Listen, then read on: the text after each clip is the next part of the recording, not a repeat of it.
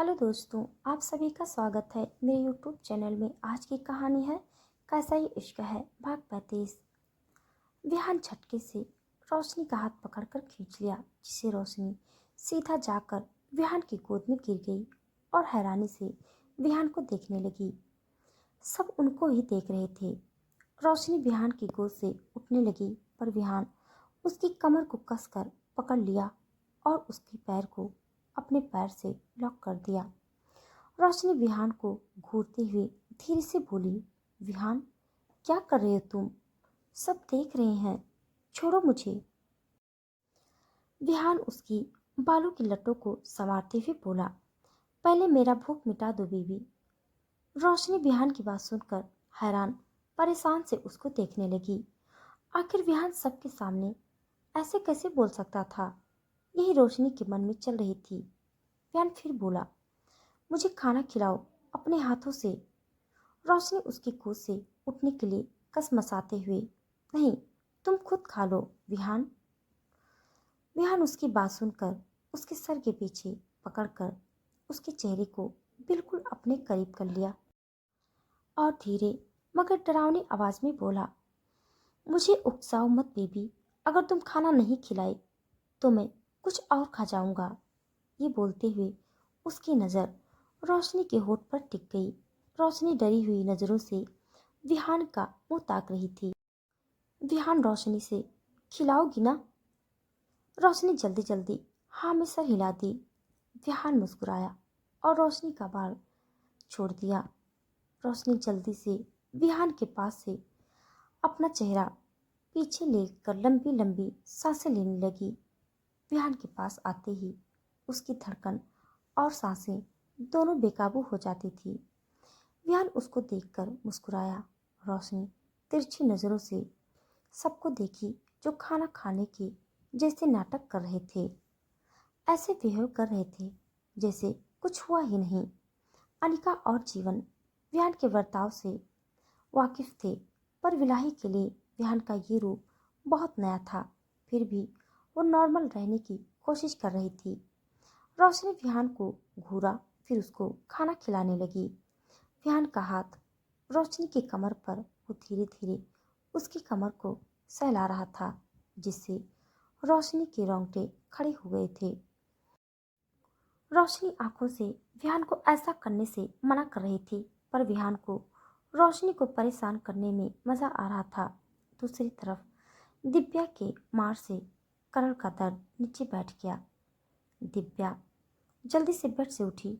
उसको करण के लिए बुरा लग रहा था। दिव्या अपने हाथ के नाखून चबाते हुए बोली, दिव्या, शायद तूने ज्यादा जोर से मार दिया। दिव्या डरते हुए करण के कंधे पर अपना हाथ रखा और धीरे से पूछा, तुम ठीक हो? करण गुस्से में अपने ऊपर से उठाया और गुस्से भरी लाल आंखों से उसको घूरने लगा। दिव्या तुरंत अपने हाथ उसके कंधे से हटाई और पीछे हट गई। दिव्या कदम पीछे लेते हुए बोली, देखो, मैंने जानबूझकर नहीं किया। दिव्या करण की लाल आंखों को देखकर बुरी तरह से डर गई थी और वो वहां से भाग जाना चाहती थी। इसीलिए वो धीरे धीरे अपने कदम पीछे ले रही थी, जिसे करण अच्छी तरह से समझ गया था। दिव्या पीछे होते हुए एकदम से पलटी और बाहर की ओर भागने लगी। तभी करण फुर्ती से उठा और दिव्या के पीछे से पेट से पकड़कर उसको बेड पर पटक दिया, जिससे उसकी हल्की हल्की चीख निकल गई। कर्ण फुर्ती से उसके ऊपर चढ़ा और उसके दोनों पैर को अपने पैरों से दबा लिया और उसके दोनों हाथ को अपने हाथों से इंटरवेन करके बेड के अगेंस्ट दबा दिया। अब करण पूरी तरह से दिव्या को नीचे दबाया हुआ था। उसने ये सब इतना जल्दी किया कि दिव्या कुछ समझ ही नहीं पाई। वो भचक्के से मुंह फाड़कर उसको देख रही थी। दिव्या खुद को छुड़ाने की कोशिश करते हुए बोली, भैंस कहीं के, उठो मेरे ऊपर से, वरना। दिव्या इतना बोल ही पाई थी कि करण आगे बढ़कर उसके नरम होठों पर अपना होठ रख दिया और उसे वाइडली किस करने लगा। अचानक किस करने की वजह से दिव्या की आंखें हैरानी से बड़ी हो गई।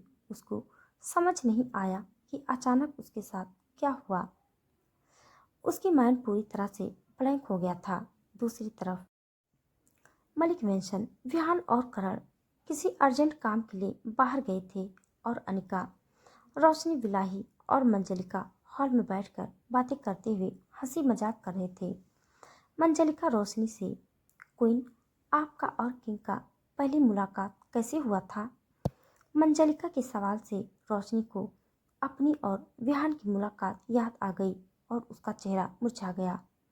बिलाही, अनिका और मंजलिका रोशनी को देखकर समझ गई कि विहान क्या किया होगा।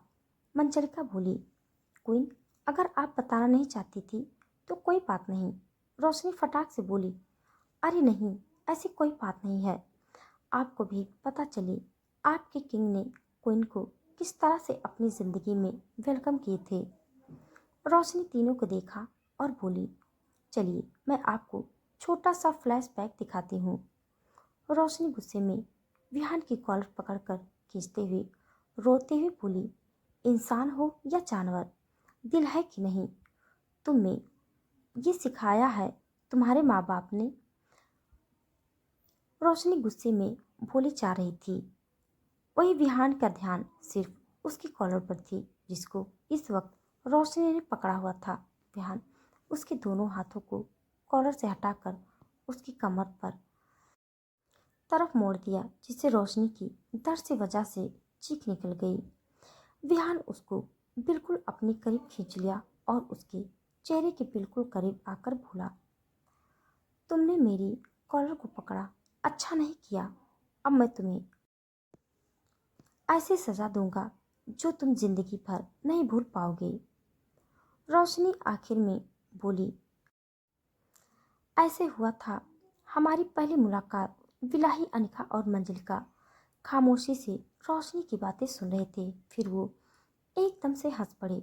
अनिका हंसते हुए बोली, इसे कहते हैं शेर के मुंह पर हाथ डालना। इतना बोल वो फिर से हंसने लगी। रोशनी ने मुंह बना लिया। दूसरी तरफ अचानक किस करने की वजह से दिव्या की आंखें फैल गई और वो खुद को करण की पकड़ से छुड़ाने की नाकाम कोशिश करने लगी, पर करण उसको छोड़ने की बजाय और जोर से किस करने में लगा था। दिव्या की आंखों से आंसू बह रहे थे।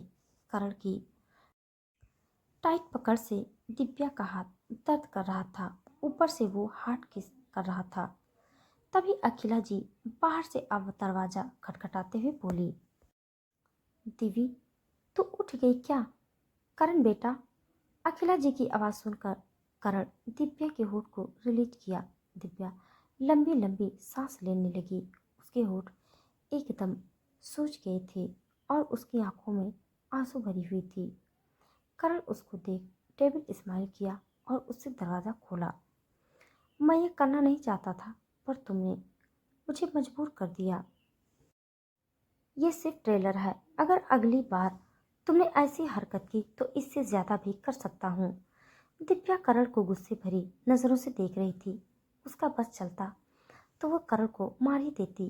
दिव्या गुस्से में पर धीरे से बोली, तुम एक घटिया इंसान हो जो लड़की की मर्जी के बिना उसे छूते हो। पहले मेरी माँ को टॉर्चर किया और अब मुझे टॉर्चर कर रहे हैं। करण गुस्से में दांत पीसकर बोला, साइलेंट। मैंने कोई तुम्हारी माँ को टॉर्चर नहीं किया। और रही बात तुम्हारी, तो सुनो, आज से तुम हर दिन तुम्हें मेरी टॉर्चर सहना पड़ेगा। आज से तुम मेरा दूसरा रूप देखोगे। तैयार रहना मिस दिव्या। इतना बोलकर करण उसके ऊपर से उठा और जाकर दरवाज़ा खोल दिया। अखिला जी घबराते हुए करण से, बेटा सब ठीक है ना? इतनी देर क्यों लगा दी दरवाज़ा खोलने में? करण उसको शांत करते हुए बोला, आंटी सब ठीक है, आप बेवजह परेशान हो जाती हैं। दिव्या अखिला जी की आवाज़ सुनकर जल्दी से खुद को नॉर्मल करके दरवाजे के पास आ गई और एकदम से उनके गले लगकर रोने लगी। अखिला जी भी दिव्या को गले लगा लिया और धीरे धीरे उसके पीठ सहलाते हुए बोली, दिवी, क्या हुआ, तू रो क्यों रही है? दिव्या उनसे अलग होकर रोते हुए अटक अटक कर बोली, माँ, माँ, आप ठीक हो ना? अखिला मुस्कुराकर दिव्या की गाल को छूते हुए दिव्य, मुझे क्या होगा? देख, मैं बिल्कुल ठीक हूँ। दिव्या अखिला जी को देखकर हैरान थी क्योंकि कल उनकी बॉडी में बहुत मारने के निशान थे, पर अब वो सब गायब था, जैसे कुछ हुआ ही नहीं हो। दिव्या उनके हाथ को अपने हाथ में लेते हुए हैरानी से, पर माँ, कल आपकी बॉडी में कितने घाव थे? इतनी जल्दी भर कैसे गया? अखिला जी, तू ये क्या बोल रही है? मुझे कुछ समझ नहीं आ रहा। दिव्या, माँ, कल आपको विहान और ये करण करण की तरफ इशारा करके किडनैप किया था और आपको किसी कमरे में बांध कर रखा था। याद कीजिए माँ। अखिला जी प्यार से उसके सर पर हाथ फेर कर बोली, बेटा, ऐसा कुछ नहीं हुआ। शायद तुमने कोई बुरा सपना देख लिया है। और कल तुम्हें बुखार भी था। कल तुम्हें ऑफिस ले आया था, तुम बेहोश थी। दिव्या पूरी तरह कंफ्यूज थी।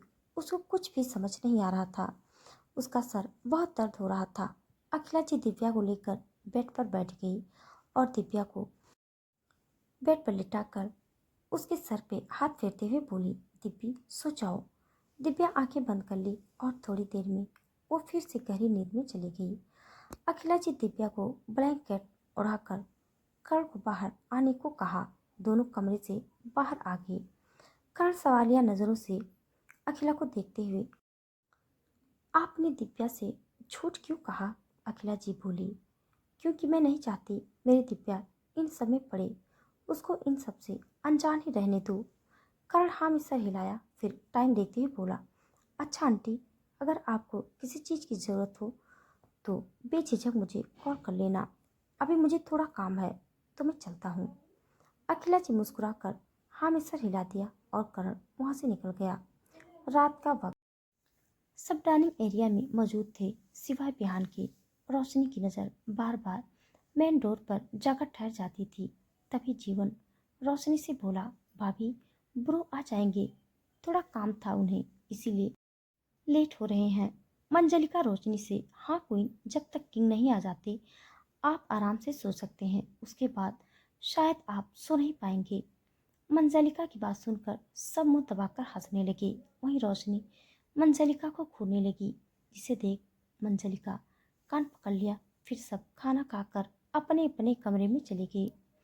रोशनी बुझे मन से विहान के कमरे की ओर बढ़ गई। दूसरी तरफ रोशनी कमरे का दरवाजा खोली, अंदर का नजारा देख उसका मुंह खुला का खुला रह गया। अंदर डिम लाइट चालू था। विहान वाइट शर्ट पहना हुआ था जिसके 3 बटन खुले हुए थे, जिससे उसकी मस्कुलर चेस्ट थोड़ा थोड़ा दिख रहा था और बाजू फोल्ड किया था। उसके बाल बिखरे हुए थे और वो आंखों में नशा लिए रोशनी को देख रहा था। रोशनी को जैसे विहान का रूप देखकर चक्कर ही आ गया था। विहान धीरे धीरे चलकर उसके पास आने लगा। रोशनी धड़कते दिल के साथ विहान को देख रही थी। तो दोस्तों, आज के लिए बस इतना। इसके आगे का भाग जानने के लिए आप सब मेरे साथ बने रहिए। हमारी कहानी आप सबको कैसी लग रही है कमेंट बॉक्स में ज़रूर बताइएगा। तब तक के लिए धन्यवाद।